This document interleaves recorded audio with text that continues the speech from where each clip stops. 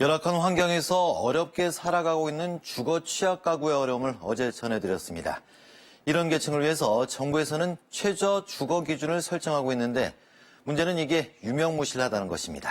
기준은 있지만 법적 구속력이 없기 때문인데요.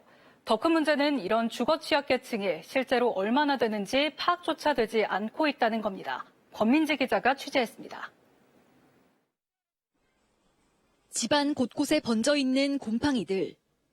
천장은 1m 가까이 무너져 내렸고 노후화된 화장실은 사용하기조차 쉽지 않습니다. 하지만 턱없이 부족한 살림살이에 보수는 꿈도 꿀 수 없습니다. 오래된 집이라서 어쩔 수 없어요. 벌레라든지 뭐 이런 거 좀 많이 나온다는 거지. 계속 잡아도 나온다는 것 뿐이지. 해주고 싶어도 못해가지.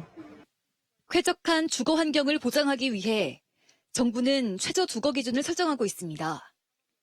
최소 주거 면적과 방의 개수 등이 명시되어 있습니다. 하지만 최저 주거 기준에 대한 법적 구속력은 없어 사실상 유명무실한 상황. 심지어 방음과 채광, 주택 노후화 등 열악한 주거 환경에 대한 구체적인 기준은 아예 마련돼 있지 않습니다. 통계에 따르면 현재 도내 최저 주거 기준 미달 가구는 1.3%. 하지만 3천 가구에 대한 표본 조사만 이뤄졌을 뿐 실제 최저 주거 기준 미달 가구가 얼마나 있는지는 파악되지 않고 있습니다. 사정이 이렇다 보니 최저 주거 기준 미달 가구에 대한 지원도 전무한 상황입니다. 조산체에 대한 조사는 아무래도 사실 좀 힘들어서 가구를 따로 이게 산정해서 뭐 지원되거나 그런 거는 별도로는 없어요.